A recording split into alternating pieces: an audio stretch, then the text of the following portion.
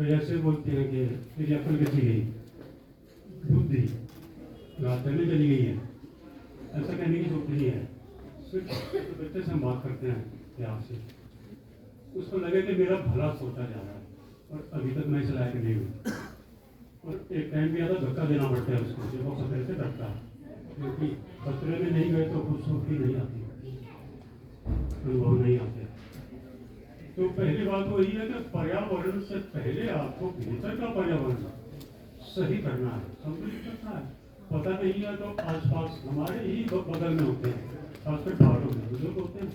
शहरों में ना भी मिले, शहरों में किताबें होती हैं, मेले होते हैं किताबें, लेकिन हमारे तो यहाँ मेले ही मिले हैं। हम लोग नाचते पहले हैं, बाकी किताबें बाद में पढ़ लेते हैं। पहाड़ी समाज इसी कारण हर काम में एकजुट होकर बैठ भी जाता है। कुछ भी हो, देवता के बहाने हो, साहित्य के बहाने हो, परंपरा के बहाने हो, हम ही लोग हैं जो सरलता से बिना किसी तर्कबाजी के, बिना कोई शक किए एक दूसरे के करीब आ जाते हैं। इसीलिए ऐसे लोग हमारे करीब होते हैं कि मेरे साथ में देवता से पूछ लेता है क्या करें। और देवता पर शक्तियां उतरती है, इस पर कभी बात करेंगे मेरी धारावाही इसमें। वो शक्तियां कौन होती हैं, कितना हम उसमें अपने आप को डाल देते हैं और वो चली जाती है अपनी जोत पर वापस, असली वाली, इस पर फिर कभी से ही। लेकिन सब कुछ है, एवरीथिंग इज देयर, हमें पता नहीं है बस। तो सबसे पहले होश कि मैं क्या कर रहा हूँ, क्यों कर रहा हूँ। कुछ तो हमारे भीतर 99% दिया गया है, हमें मिला हुआ है। समाज भुलवा देता है, शिक्षक भुलवा देते हैं, माँ बाप भुलवा देते हैं, रिश्तेदार भुलवा देते हैं अपने आग्रहों के कारण। हमारा भला सोचते सोचते वो अपनी लाइन में डाल देते हैं। तो हमें पता रहना चाहिए कि मुझे क्या करना है, बस काफी है। उसके बाद आप चाहे बाहर निकलो, अपने आंगन से शुरू करो। आजकल तो फेसबुक पर आप हैं तो आपके आंगन में कोई कूड़ा फेंक के भाग जाता है, मेरे तो कोई नहीं करता ऐसा, सबको पता है। मेरे 3 पत्रिकाएं हैं फेसबुक पे, मैं कुछ भी लिखूँ जाए उनको पता होता है कि इसका कोई मतलब है और कल को इसका दूसरा पक्ष भी आने वाला है। तो इसलिए कल का इंतजार तो कर सकते हैं, लेकिन पाठकों को पता रहता है कि यहाँ तर्क करना उलझना ठीक नहीं है, क्योंकि हर बात पर आप लड़ सकते हैं। जैसे ईश्वर है और नहीं है की बात नहीं है, आप कुछ भी कहो, आप कहो वो आदमी बड़ा अच्छा है, क्यों खराब है, वो आदमी खराब है क्या, लड़ना ही तो है झगड़ा ही तो करना। तो ये पर्यावरण का प्रदूषण है, हमारी भाषा का, हमारे विचारों का। और कहाँ से आ रहा है, मन के पीछे आपने, मैं कहता हूँ कि चेतना नामक थियरी को लगा दो, मुफ्ती है मेरी भी चेतना, चेतना तो हमें है, उसको लगा तो बता हूँ आपका, मेरे ख्याल काफी हो गया। पर्यावरण संरक्षण, एक साथ विकास और पर्यावरण संरक्षण, बिल्कुल ये एक सिक्के के 2 पहलू है। मुझे अगर सचमुच विकास करना है तो पर्यावरण इस देर हर वक्त नहीं है। आपने विकास का पर्यावरण सही हुआ, आपने पर्यावरण का भी विकास सही हुआ। विकास हम इसलिए तो करते हैं कि पर्यावरण आगे के लिए पूरी दुनिया यही तो सोच लिया काम भले उल्टे करेंगे आगे के लिए, तो दोनों एक ही हैं। आप कहीं से शुरू करो, सिर्फ इनके शुद्धतम रूपों के साथ है या सार्थकता है, ये किसी विद्यार्थी का प्रश्न है, किंतु उन्होंने नाम नहीं दिया है। ईश्वर को मानना और नहीं मानना पर मैं कह चुका, उसी में इसका जवाब है।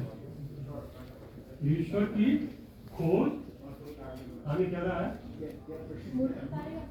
ईश्वर की खोज मूर्खता है या सार्थकता है। मूर्खता शब्द तो यहाँ नहीं है, ईश्वर का मूर्खता से कोई समझ नहीं है। ईश्वर का मतलब हुआ ये सब कुछ जो हम बैठे हैं, हमारे चारों तरफ जो है एंडलेसनेस तक चले जाओ, वही है, कुछ नहीं। ईश्वर का यही अर्थ होता है। ईश्वर जो हमने बना रखे हैं ना, उसके कारण हम लड़ते हैं। कम्युनिस्ट भी उसी ईश्वर से लड़ रहा है जो हमने बना रखा है। भगत सिंह जब कहते हैं मैं नास्तिक क्यों हूँ, और गीता भी पढ़ रहे हो, जेल में आखिरी दिन भी पढ़ रहे हो, है ना, यदा यदा ही धर्मस्य ग्लानिर्भवति भारत अभ्युत्थानं धर्मस्य तदात्मानं सृजाम्यहम्। हम वो जेल में पढ़ रहे हैं और कह रहे हैं कि वो जेल में भी स्वतंत्र हो गए। उपनिषद पढ़ रहे हैं ना, वो उपनिषदों का निचोड़ पढ़ रहे हैं। लेकिन कम्युनिस्ट कहेंगे नहीं, उन्होंने कहा गीता छुई नहीं, उनका घर पे थी, उनके पिताजी लेके गए थे, रिकॉर्ड है इसकी, प्रकाशन लोग बाहर सरकार ने तो चिट्ठियां छापी हुई। तो नहीं भी हुआ ऐसा, कोई बात नहीं, नहीं भी हुआ ऐसा तो उसमें क्या रखा है? बात है कि बात क्या है, आप चाहते क्या हैं?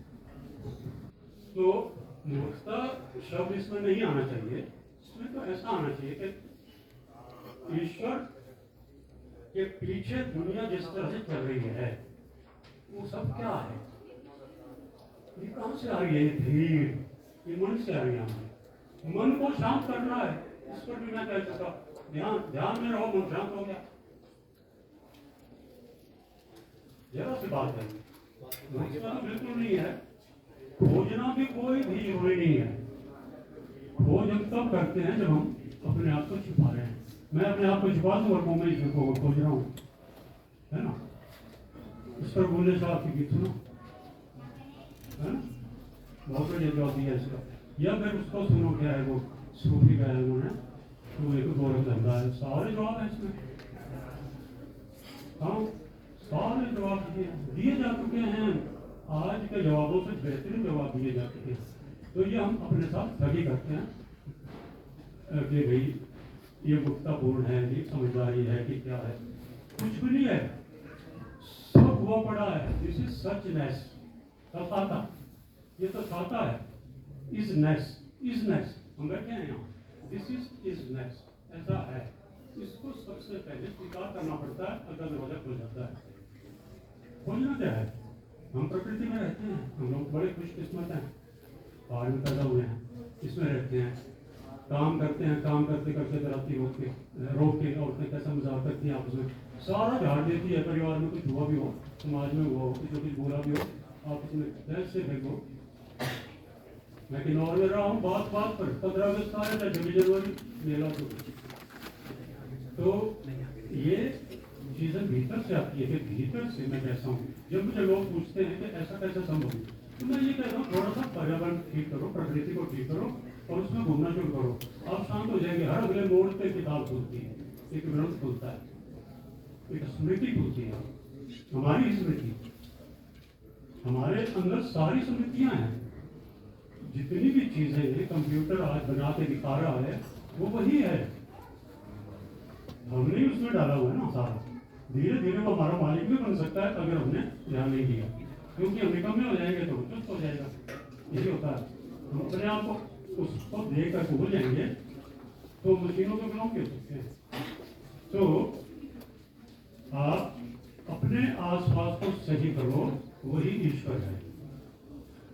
सो मसीह अलग, वो एक ही चीज है कि यही है। ये मैं बैठा हूं ना, मैं अपना दायित्व ठीक से निभाऊंगा, आगे का सफर अपने आप खुलेगा बढ़िया। तो ये सवाल हम इस तरह से ना बनाएं कि बौद्धिक हराना जीतना हो जाए।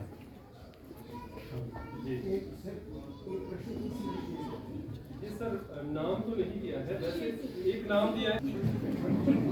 भीतर से सुन के बना दिया ना, कई जो सिगरेट से बना दिए हैं, कई सिगार ही पीते रहते हैं, मेरे दिमाग नहीं चलता बिना सिगार के। राजे ज्यादा मुझे पहले थे, इस सिगार के बिना तो दिमाग नहीं चलता।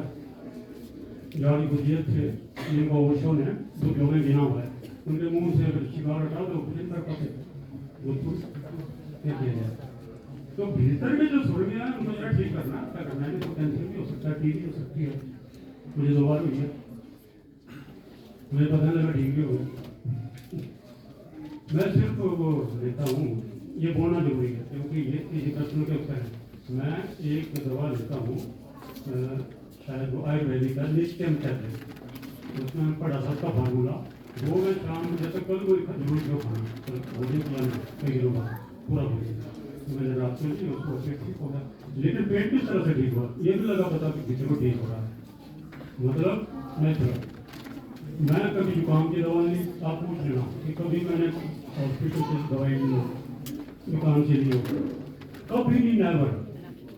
इसलिए कह रहा हूँ कि हम प्रकृति में रहे, हम तो रह रहे हैं ऑलरेडी, लेकिन खराब कर रहे हैं। और ये मुनाफाखोरी, ये होटल, गेस्ट हाउस, ये वो और वोट चोरी, वोट कोई ना हो तो ये हराम कोई थोड़ी होगी फिर। ये क्यों होगी फिर? क्योंकि देवता खुश तो जनता खुश। तो हमें सचमुच इस पर ध्यान देना पड़ेगा। मुझे अपने आप पर ध्यान पड़ेगा। मैंने घर छोड़ा, मंडी का लिख कर दिया, मुझे नहीं घर क्या तो ऐसे हो जाओ, शादी करवानी तो मेरे से कराओ, 100 रुपए दे दो, मैं भी कराता हूँ। फिर 5 लाख का तो जरा की पेटी आ गई है रस्सी में। मैं पढ़ा ढूंढा लिया, निकल गया।